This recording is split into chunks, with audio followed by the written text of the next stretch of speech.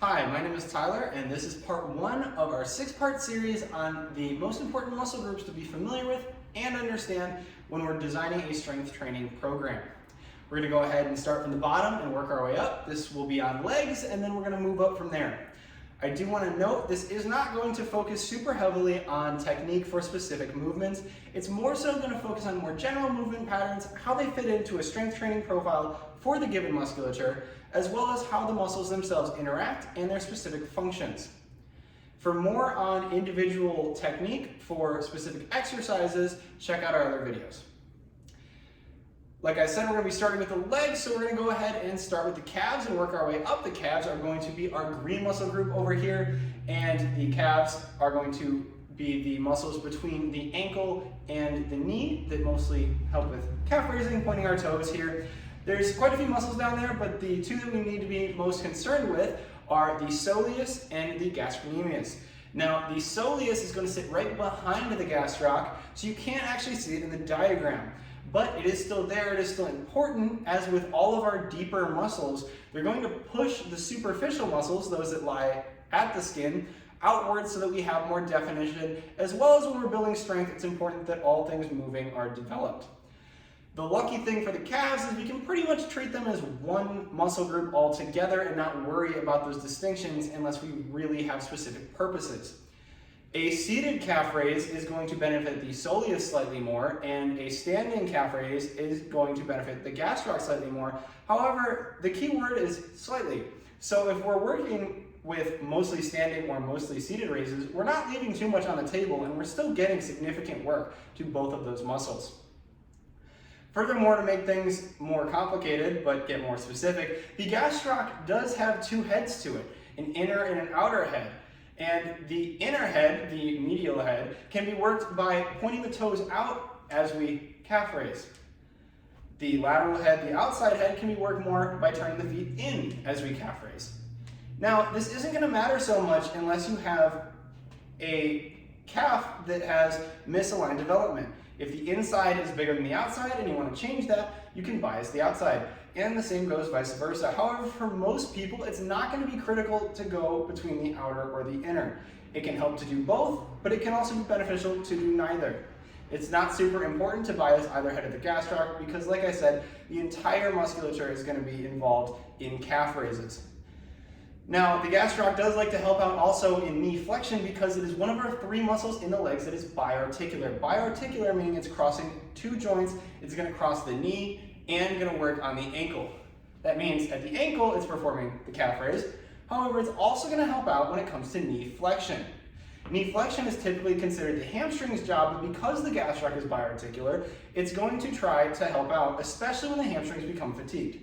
If you find that on your hamstring exercises, more specifically your knee flexion exercises where you're bringing the heel towards the glutes, your gastroc is becoming an issue and you're starting to feel that, it can often help to take the toes and bring them towards you to stretch the gastroc and prevent it from kicking in as much as it is. That being said, as the hamstrings start to give out, the gastroc is going to try to help out. It is worth noting, so if you're feeling your calves on a hamstring curl, it's not just you, it does like to help out and we don't always want it to. Now, speaking of the hamstrings, we're going to go ahead and move up because that's about all there is for calves. The hamstrings are the knee flexors. That is going to be our orange muscle group over here on the diagram, and they are going to help with bringing the knee into a more flexed position. They're knee flexors. The main muscle we're going to be concerned with in the hamstrings is the biceps femoris. This is very similar to the biceps brachii on the top that we more commonly refer to as the bicep. But they're very analogous in function. We're taking the elbow and flexing it versus taking the knee and flexing it.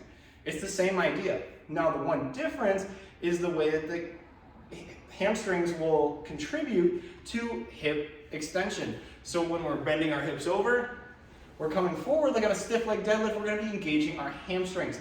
Now, it's important to understand that a hinge pattern is fantastic for working the hamstrings, but should be programmed alongside a leg curl because just like the biceps brachii, where we have a long and a short head, one of which crosses the shoulder joint, we're going to have a similar situation where we have a long and a short head on the biceps femoris, and only one of them is going to cross the hip, meaning only one of them is going to contribute to that hinge pattern. This also means that the long head of the biceps femoris is our second of our 3 muscles in the legs that are biarticular. And it's going to be a common theme throughout this series that biarticular muscles are a little bit tricky to deal with. They like to help out with things we don't necessarily want them to, and they're a little bit tricky to bias in certain ways. That's about it for the hamstrings. We're going to go ahead and move over to the quads, which are our knee extensors. They're going to straighten the knee, and just like we can make the analogy between the biceps femoris or the hamstrings and the biceps brachii, we can also do the same with the quadriceps and the triceps brachii, which are our triceps on our arm, commonly referred to as just the triceps. Elbow extensors here, knee extensors here. Now, the key difference that I like to point out with the triceps versus the quads, our typical tricep exercise is some form of push down wherever our elbows are. It can be a backwards cable kickback, but it's still kind of a push down. Typically when you think quads, you're thinking squats. Squats are a fantastic exercise for building most of the quads. The difference is, if you look at our extension, my shoulders do not move regardless of where they are, they're stationary. However, if you squat, your hips are going to protrude backwards, so we're moving at 2 joints when we squat. This is going to cause an issue. We look at our quad over here, it's separated into 2 separate sections. The red section is part of the quad, the rectus femoris is kind of the middle quad, and then our vastus muscles are the purple muscles over here. The vastus muscles coming from the inside out are going to be the vastus medialis, intermedius, and lateralis, but that doesn't really matter because you're not able to bias them separately. We can't hit them separately because they all originate and attach at the same joints. They originate below the hip and attach above the knee. So they're going to extend the knee, and that is it. Now, I've separated the rectus femoris. Why? Because it's our 3rd biarticular leg muscle, and that is critical for the quads.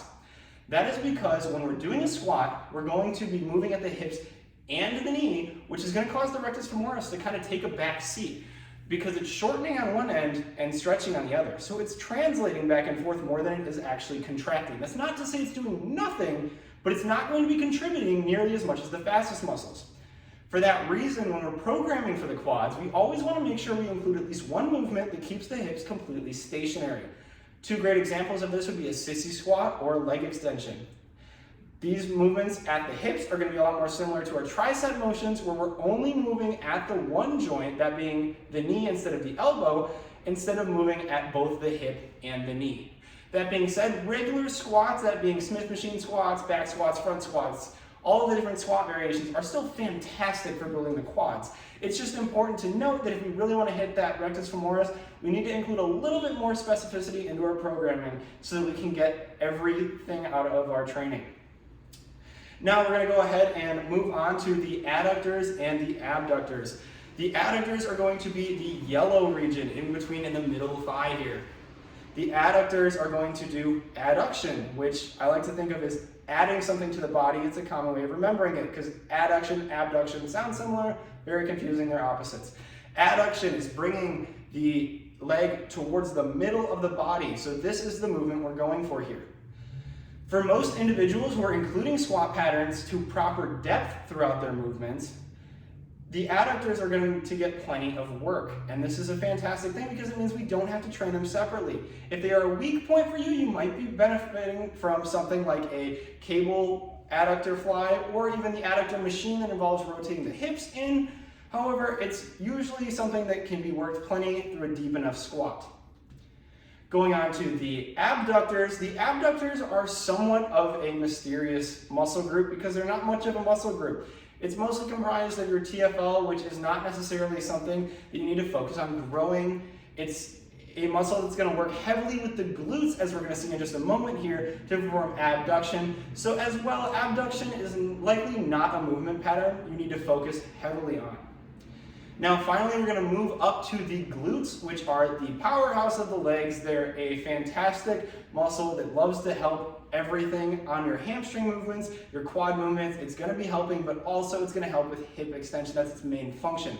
Now if you look at a lot of the main movements we're going to do for legs, that being our hinge patterns like our deadlifts, our stiff leg deadlifts, Romanian deadlifts, all the different deadlift variations, as well as our squats where we're hinging at the hips as we come downwards, the glutes are going to be very dominant and they're pushing forwards. But that's just the glute maximus, and I think that's something that's often left behind when talking about the glutes. The glute maximus is the part we see, but like with the calves, we have some deeper muscles we can't necessarily see as well that are still helping out. The glute is actually 3 separate muscles. We have the glute minimus, the glute medius, and the glute maximus.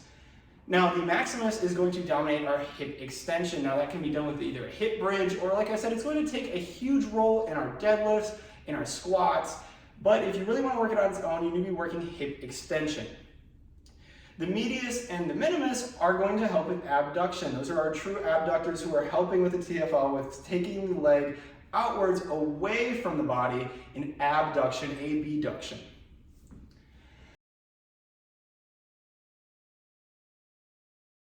All right, so we understand the way the leg muscles work, we understand what they do and how they interact with each other. Let's go ahead and talk about some tricks to make sure that we're getting the most we can out of our leg training. Now, when it comes to the calves, you've probably heard, and if you haven't, hear me here, they are a high concentration of slow twitch muscle fibers. They are one of the highest in the body, and that is going to mean that they respond very well to controlled stimulus. Keyword controlled. Oftentimes people think slow twitch means it's going to be easy. We're just going to feel it burn. It's not going to be too tough. That's a huge problem, and that's often why people aren't seeing their calves grow. You have to train your calves with full intensity. It's just going to be a more controlled movement. The slow twitch composition, as well as the capability of the Achilles tendon to hold on to large amounts of elastic energy for the purpose of bouncing, is going to give us a lot of ability to move up and down with relatively heavy weight without actually using much of the calf muscles.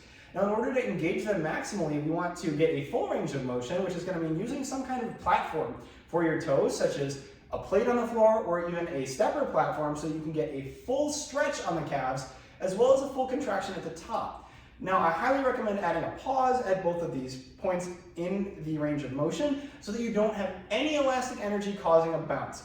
That is just a quick pause and a quick pause. It doesn't have to be a full second, it doesn't have to be half a second, just enough to completely stop your motion as if there was a cop at the stop sign you're pulling up to.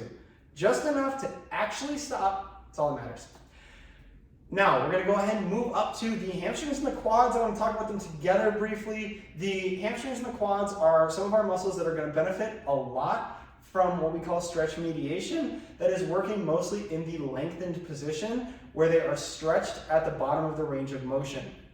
Now, we can do this with the hamstrings by performing stiff leg deadlifts. Stiff leg Romanian deadlifts are going to stretch it and have a lot of tension in the stretch position, as well as a seated hamstring curl. If you have access to a seated hamstring curl, it is often going to be superior for working the hamstrings to any other hamstring exercise. It doesn't have to be your only hamstring exercise. I actually recommend you do a couple, including a hinge pattern like a stiff leg Romanian deadlift or a stiff leg deadlift.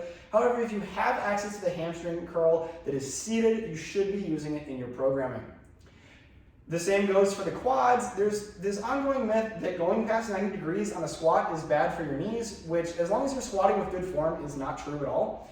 And we are going to challenge that, and I'm going to challenge you to take your squats to a point where your hamstrings are touching your calves. You should be going all the way down, not just to 90, but all the way as far as your knees will bend. This is going to maximize our knee flexion, which is going to maximize the stretch on the quads. You're going to benefit hugely from this. And like discussed before, as long as we're going deep enough on a squat, we're also going to get plenty of adductor involvement too. So we're going to be able to hit multiple high thigh muscles with the squat without having to do other exercises to hit everything, while also maximizing what we get out of our quad training. Now, when it comes to the glutes, I highly recommend considering where in your programming you're hitting the glutes specifically. Like I said before, they love to help out in a lot of our big compounds for the legs. Our squats, our lunges, our hinges, all of these patterns are going to heavily involve the glutes. They may not even need to be trained directly if they are not a focus for you. However, if you want to focus on the glutes, only a few exercises are truly going to isolate them, and those are mainly going to be the loaded hip bridge and a backwards hip fly where we're bringing the hip backwards. It's worth noting too that there are a lot of exercises that are falsely claimed to work the gluteus maximus, and some of those include the abductor machine where we're bringing our hips out. I highly recommend avoiding leaning super far forward on that one to hit the glutes. It doesn't actually change the way that you're working anything, as well as doing a reverse hip fly on the stair climber. These are just a few common ones, but typically you want to be looking for a loaded version of hip extension for the glute max.